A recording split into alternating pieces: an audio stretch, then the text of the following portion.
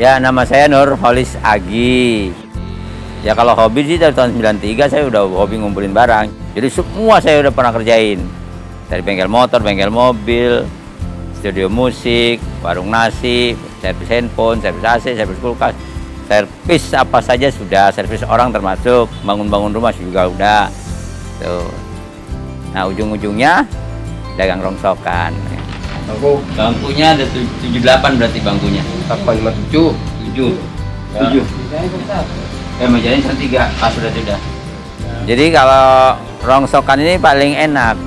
Ada yang satu kan? Ya beli 15.000, saya perbaiki, bisa jual 200. Nah, setelah dapat duit dari penjualan, saya langsung makan di mall.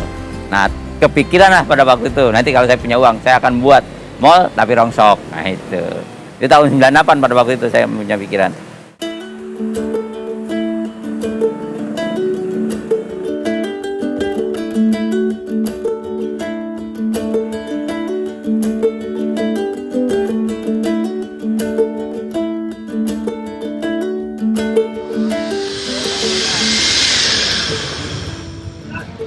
Waktu iya ayah di TV dia. Ya surat Kang. Hah? 40. Onyan we 40 makan. Urang sok meuli ieu mah rek nyepot etana doang. Kalau di mall rongsok ini kan semua barang ada. Jadi kayak swalayan. Jadi orang masuk, dia cari sendiri, setelah dia dapat barang itu baru ke kasir, ini berapa duit.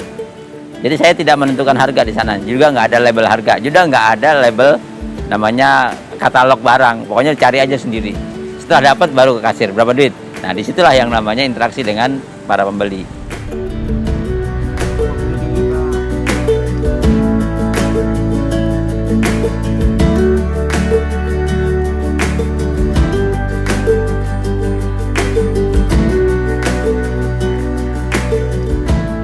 Jadi apapun yang mereka tawarkan, pasti saya beli. Makanya saya tumpuk barang sebanyak-banyaknya. Itu banyak kan barang, kan orang pusing kan ngeliatnya. Udah biarin aja, tadi gue laku. Tapi buktinya saya udah 11 tahun, ada aja yang beli, nggak pernah penuh. Halo, yang ada gini ada apa deh? Sore Pak. Sore. Ini betul yang ini ya Pak? Iya betul Bu, kenapa Bu? Mau tanya Kak, itu Bapak jual, saya mau jual untuk permen-permen itu di Markup and Blender itu alat MPASI. Ya bisa aja Ibu bawa aja ke tempat saya, nanti saya hargain. Ini salah harga berapa? Saya nggak tahu Ibu, ini kan dibawa langsung aja karena kalau saya itu nggak pernah. Pernah saya dapat. Ini cerita lucu. Jadi pada waktu itu mungkin dari borongan dari UI ada tukang gerobak, dia bawa katanya ini gue beli dari UI, gitu kan. Bawa. Berapa duit nih? 250.000 kata dia. Ya udah serius nih 250.000. Ya, gue bayar 250.000. Udah. Kita bersihin, kita hidupin, masukin iklan ke pos kota. Iklanin 6 juta. Ditawar 5 juta, jual. Waktu itu proyektor besar. Kalau di kilo memang harga sekitar 150.000 lah ya. Kalau kita kiloin dapat duitnya. Fantastis kan, dari 250.000 jadi 5 juta.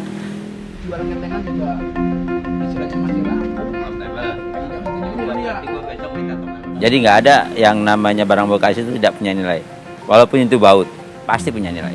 Kan kadang-kadang baut dibuang-buang ya. Saya nggak, saya kumpulin aja dulu. Kadang-kadang saya pakai kan, ya, dipakai lagi buat yang lain gitu. Daripada beli nggak ada yang terbuang, nggak ada yang terbuang.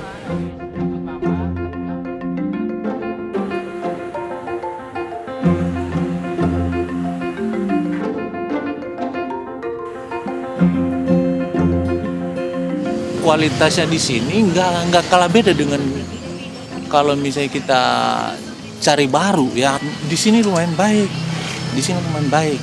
Setahu saya ada berapa saya ambil barang di sini ya. Penyimpan arus, ada penyimpan arus itu masih bagus. Apa namanya? Ini belum diambil operasional segala macam habis. Berapa hari ini Om Yus? Baru sampai jam berapa nih? Jam 2? 2 jutaan. 2 juta jam 2. Buka dari jam berapa sih? Jam setengah 9 harusnya. Oh.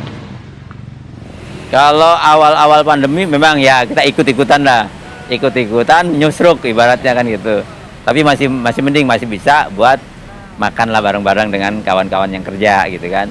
Kalau pandemi 1 bulan itu paling kita bisa cuman di angka 40 juta. Uang masuk ya, omsetnya.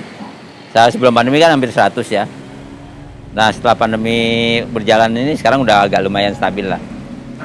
Udah stabil lah, udah bisa belanja dan udah bisa bayar ke yang kerja kan gitu. Bagusan dia nggak bisa nggak.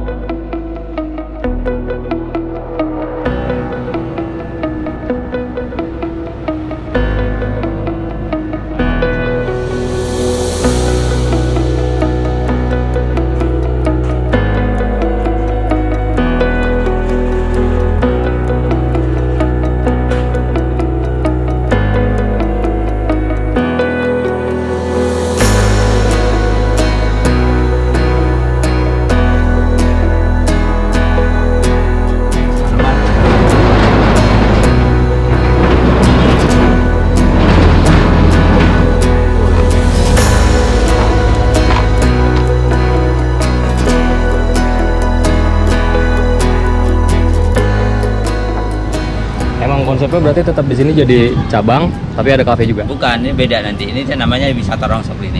Oh. Nama untuk tempatnya wisata Rongsok. Terus tempat makannya namanya kafenya namanya Mall Pengisi Perut. Mall Pengisi Perut. Iya. Jadi pernah saya buat dulu di 2015 saya buat namanya komunitas rumah tanpa pintu. Kalau buka Google keluarlah. Saya nanam padi di atas genteng.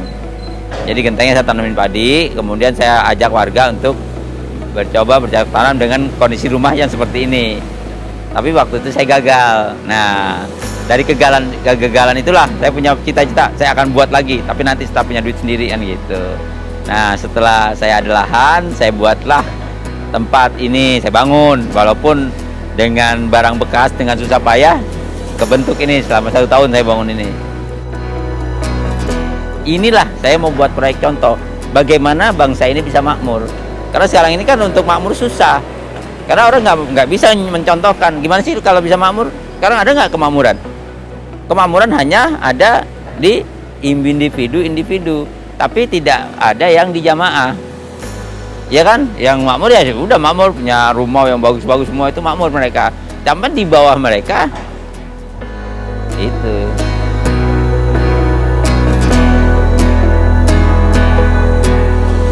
Saya akan mengajak semua warga itu nanti berpola pikir sama dengan saya. Hidup nyaman, enak, itu yang saya mau contohkan ke mereka. Ya memang kendalanya pasti banyak, tapi itu nggak usah dipikirin. Kalau kita pikirin jadi stres. Yang penting jalan aja dulu.